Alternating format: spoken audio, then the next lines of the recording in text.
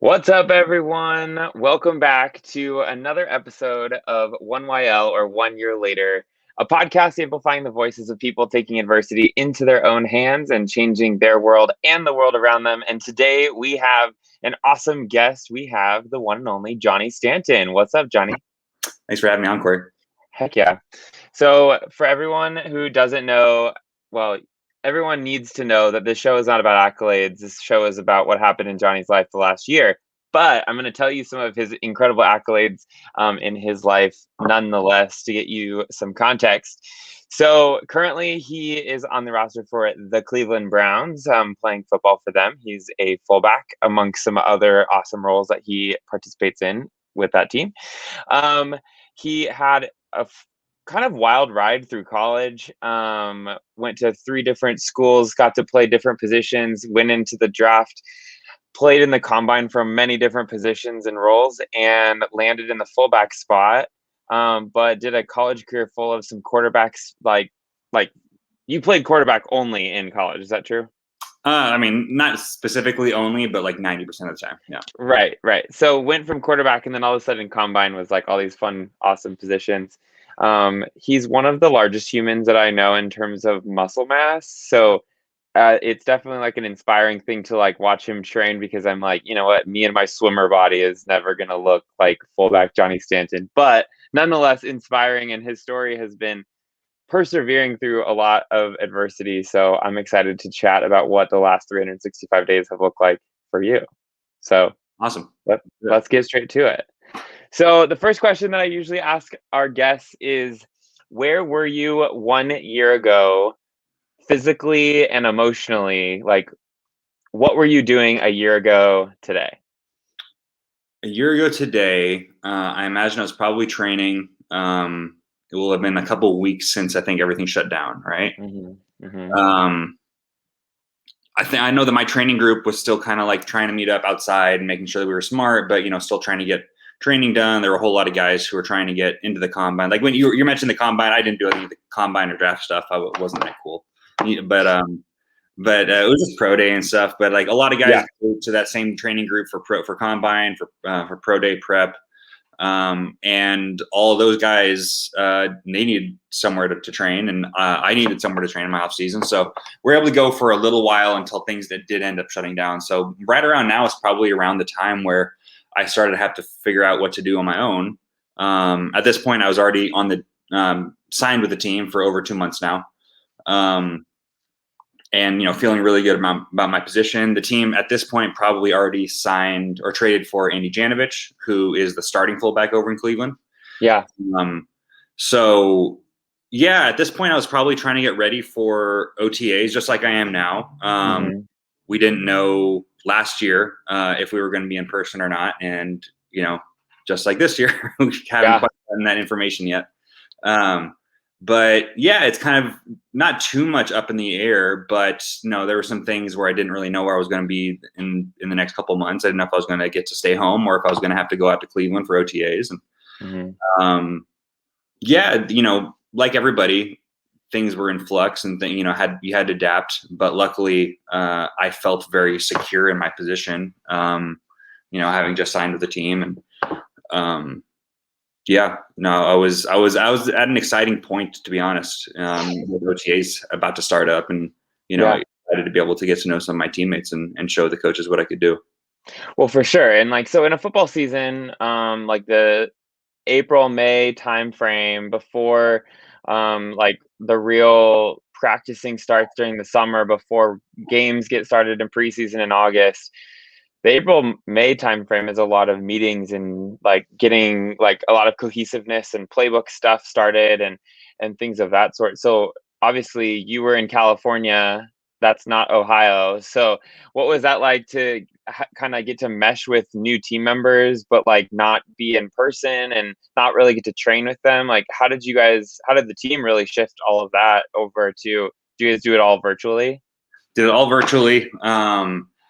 We had to do all of the workouts that we had to do were on our own. We were sent a list of like, this is what you need to do today. These are the drills you need to do. These are the lifts you need to do. And you need to film them and send them in, or like film the last set of them and send it in, which, it becomes a little bit harder being on Pacific Standard Time. Yeah.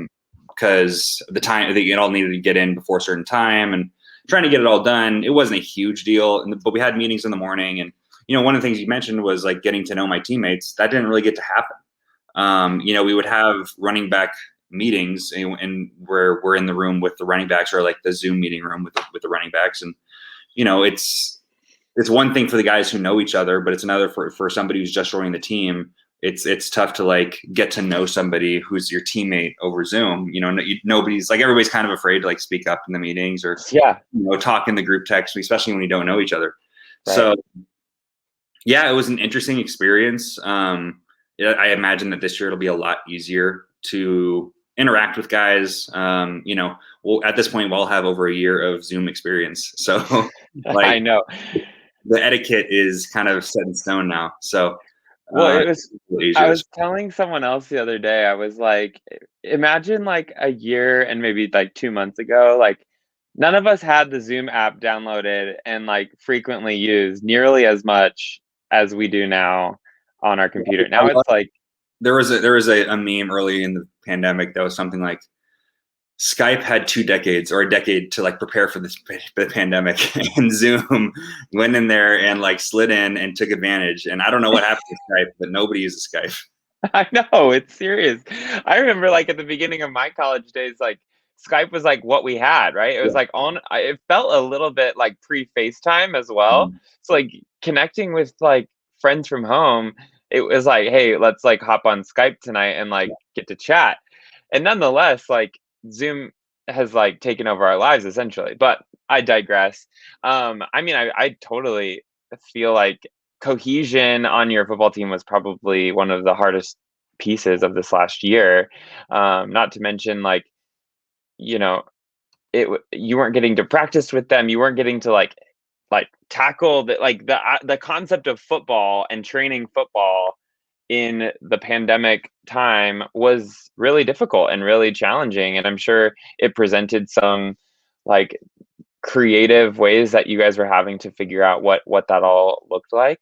It's like, not to interrupt you, but you're good. I didn't want to forget, there was a cool thing that Coach Stefanski did, which was every week, maybe it was less than that, there was a different like little mini competition that he would do, where the first one I think was like a dunk contest, where it's like, send in your best video of like a dunk. Doesn't have to be on a basketball hoop, doesn't have to be 10 feet, doesn't have to be using a basketball, just like send in your best dunk. And then he would like compile those and show the best ones, and award like the best guy. And then he said that like whoever won each of these competitions would get to compete in like the final challenge during training camp.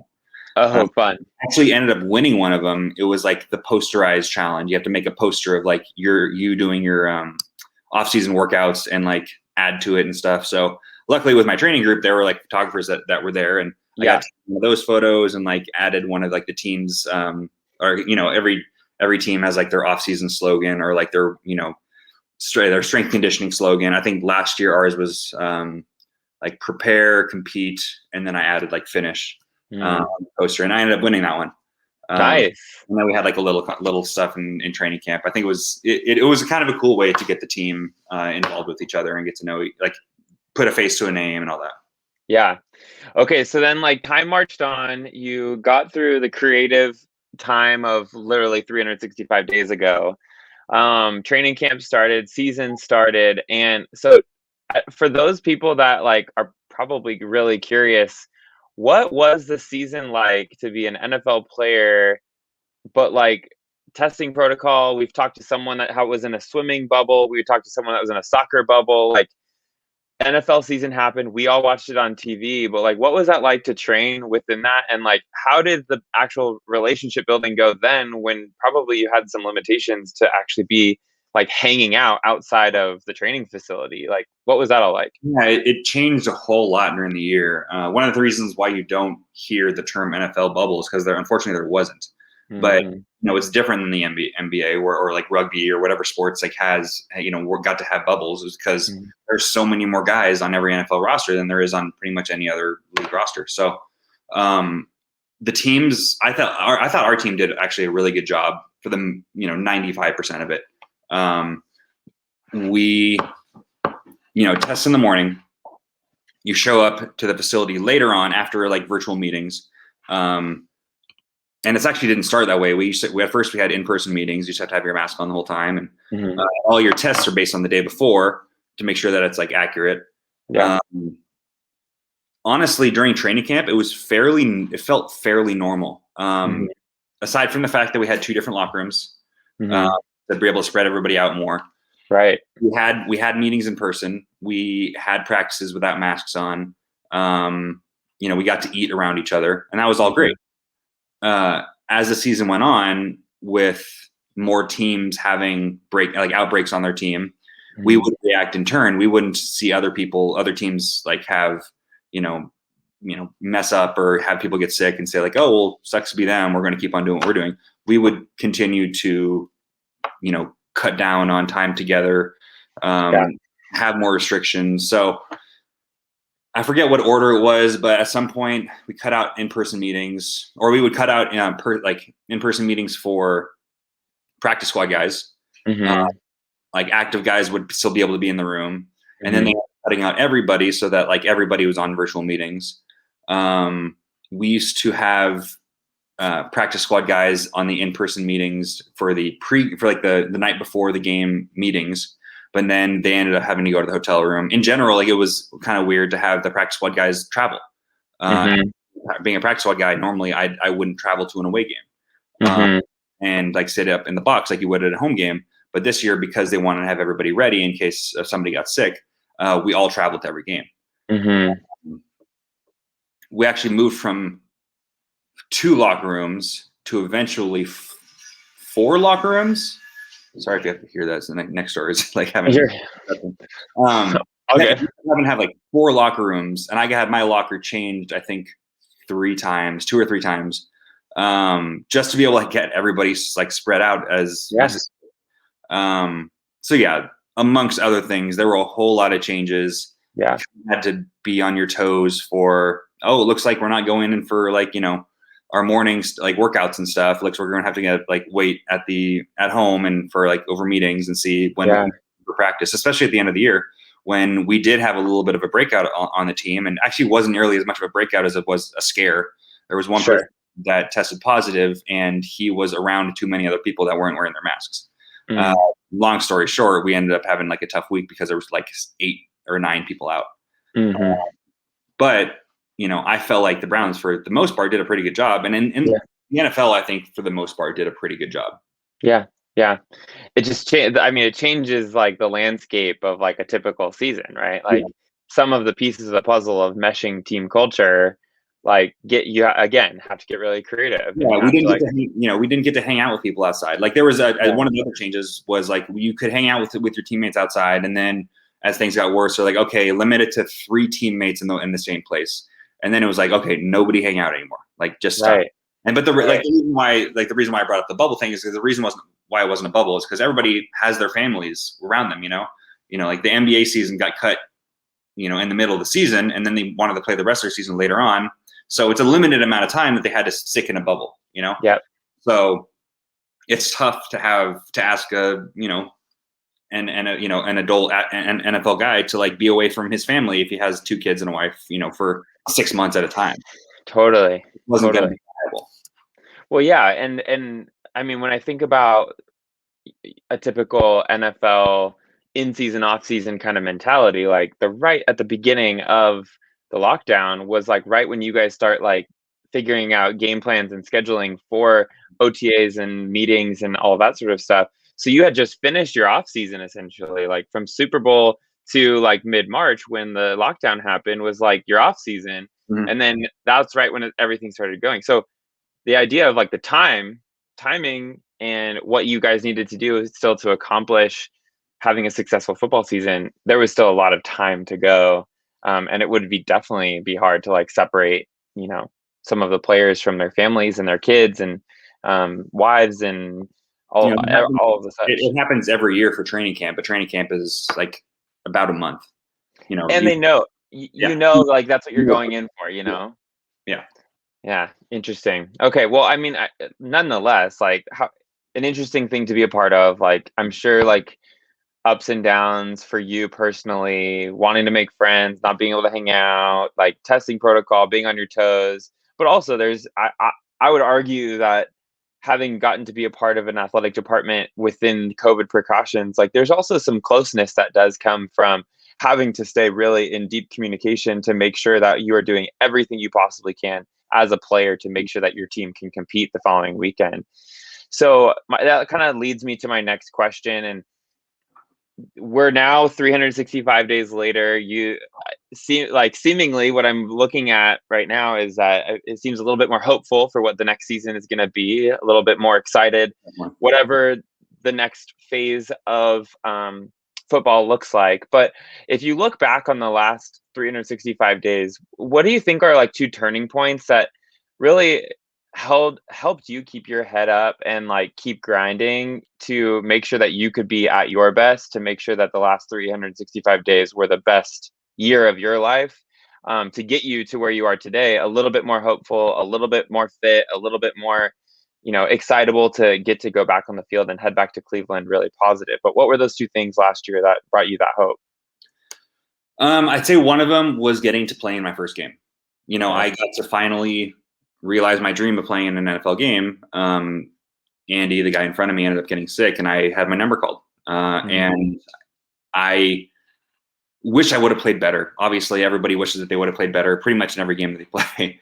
Sure. I was like, looking back on it, I'm still very proud that I got to have that one moment. Nobody can take that away from me. Right. So having that like catharsis of actually being able to realize what you've been working towards and just wanting it that much more, because you had a taste of it, and you want the success at that level, not just to make it at that level. Right. And then just, I think, being able to rely on my family and my girlfriend, Maddie, to be able to like have them come out to Cleveland, where I'm spending 90% of my time alone or on Zoom. Yeah. When I finally get to have that, like, human connection and be around somebody that isn't like about football, Right. Because when you're spending so much time alone and the only time that you do spend around people is at the facility, it messes with your head, and being able to be able to talk about things in person, not just over the phone, over text, that aren't about football, was, a godsend to me. So being able to have them come out to Cleveland as many times as they did was huge. Yeah, that's huge. Separation, as much as it's like, oh no, like every athlete must be like all in and like super ingrained and like dedicated. You have to have that balance. Like you gotta separate those. You gotta have some other things that like excite your brain to like keep going in different directions. Have some hobbies. But that's cool to know that your family is able to come out. Okay, one story I do want you to tell was, I remember seeing on Instagram that you had your sister Katie's single played in the stadium. So like, tell everyone about Katie and her single, but then also like what that felt like to be able to do that for your sister. Yeah, go check out Katie Stanton on Apple Music and Spotify. Yes. I think she's about to release her 5th single. All of them having bangers. They're all awesome. Heck yeah. But her first one, Living in the Past, came out right around the same time as being in training camp. And for the first time that they were going to come out to visit Cleveland was during our first like mock game. So we were going to all suit up. We were going to be, or it's our second one actually. We're going to all suit up. We're going to go out to the stadium, have like basically a mock game. Just like go through like, okay, what would you do on kickoff? Run through all that stuff. One of the other things was that we had a whole pregame setup. So we would go through our pregame, running back drills and offensive, plays and stuff like that. And during that period, if you've ever gone early to a football game, is that they play music. Totally. And I was able to find out who the team DJ was, who curates all the music that he plays, and DJ Ryan Wolf, good guy on Twitter. And I reached out to him and said, hey, my family's coming out for the mock game. I totally understand if it doesn't fit in your set list and blah, blah, blah, but it would be awesome if you could play my sister's song, because she's like an aspiring musician and she's, just getting into the game. She just released her first single. And he said, oh, awesome, man. Like, yeah, just send me over the MP3. I'm like, I was lucky because Katie actually sent me the song early. So good. he didn't want to like stream it, which was absolutely fair. So I was actually had the MP3 file on my phone and sent it to him, and it worked out like perfect timing. I recognized the song immediately when it came on. We were doing running back drills, and I knew like right where they were sitting up in the stands. I looked over to them. I'm like trying to figure out when they were going to realize, because there's kind of an intro to it. And hearing about it afterwards, like I got to see them like, wave and start getting excited because they recognize the song like from a distance. I heard afterwards that my parents kind of heard it like, probably about 10 seconds into the song. They're like, Katie, this sounds like your song. And I told Maddie, I'd asked her to like film it once she started hearing the song. And Katie's like, they're not playing my song. Like, I don't know why in the world they would play my song. Like this must be a different song. And as it comes like further on in the song, like further past the intro, and you start hearing Katie singing, they're like, oh my God, this is Katie's song. And they all start freaking out. And it was one of the cooler moments personally that I got to have that happen for her, just because, she deserves to have her song be played at a stadium. It's like how cool would that be to be able to hear like your first single like be played over like the biggest speakers in the city, Man, that's so cool. That experience. You're like the best brother ever. So she deserves it. I love that, man. And I think, as you were saying that, I'm like, you know what? I've heard a lot of musicians say that one of their most chilling moments was hearing their song on the radio for the first time. But like now we need to start some momentum to like get people to just have their song played in a huge stadium for the first time. Like, man, I'm into that. Being a pro football player. Yeah, exactly. Hey, if you want to, you're at the game. No, don't do that. Honestly, we need to just get in touch with all of the stadium DJs and be like, "Hey, you have this opportunity to like make some dreams come true. So like, let's figure this out. Yeah. Let's figure this out." That's so awesome. Well, I think it's cool. I mean, as I hear your story, like, it sounds to me like obviously there were some interesting things to dodge at the beginning of the year. There was some like weird moments that were you needed to just like, hey, hair looks good, man. Appreciate it. There's some weird moments that you had to like dodge and ebb and flow through, but overall, it sounds like you had one of the best years ever. You accomplished one of your dreams of playing in an NFL game, and now you're still part of the Cleveland Browns. You're heading into OTAs, and like all things considered, it seems like the last 365 days were some to remember, and that's pretty encouraging to see. But so I'm going to ask you the question that I finish every single interview with, and it can be thought-provoking, and you can take some time to think about it. But the question is, thinking back, did your 1 year ago self believe that you could be here 1 year later? Man, one of the things that I told myself when I got to January, especially like late January, was, our season was over at this point. And I remember like looking back at my phone and thinking that like, I remember seeing it like on, the 1 year later, like 1 year ago today on your phone, like the little photo widget that shows up. And it was me standing outside of the Browns facility, having just signed. And like, I knew it was coming up. And I just remember thinking like, I got to be on an NFL squad for a whole calendar year. Mm-hmm. And I got to be healthy during that whole time. Mm-hmm. And that was something that I absolutely counted my blessings for. Thank God for that 100%. And it's like still going through, like I'm still part of this team. Why not make it to 2 years? Why not make it to 3 years? Mm-hmm. I want to spend, as much time doing this dream as possible, but I cannot say that I 100% believe that like I would make it like with the same team for this long. My experience in the NFL so far has been breaking my ankle in my first season and luckily being able to call myself a Viking for that whole season, but they cut me pretty much right after the season was over. Right. 2019, I was on a team for 2 weeks on practice squad, and that happened like super late, like October, early November. And then finally I had my chance to actually prove myself in this last year.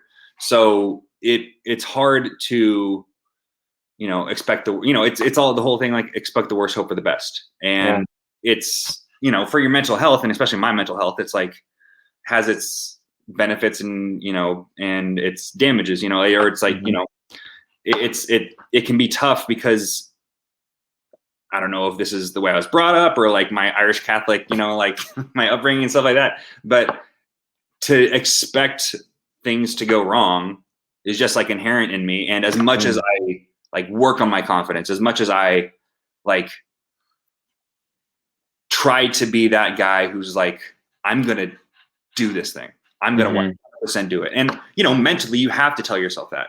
Yeah. But being a guy who's like lower on the roster than, the guys who are being paid millions of dollars a year on my team, sure, I don't have that guarantee of making it past cut day. There were guys who were cut that weren't brought back to practice squad. So it's frustrating. It's frustrating to go through a year and knowing that like I'm at my best when I'm like 100% confident, but you don't know if you're, where you're going to live the next week or month or whatever, because you don't know if you're getting cut. It can be scary. When you finally have that peace of mind, I feel like I, thrive. Yeah. And that's something I'm working on. But I cannot say that like a year ago today, I thought I was 100% sure that I was a Brown. I 100% hoped and prayed and like had confidence that I would be, but to say that I was 100% is lying. So to get here, I'm definitely proud of it. Yeah, man, I'm proud of you.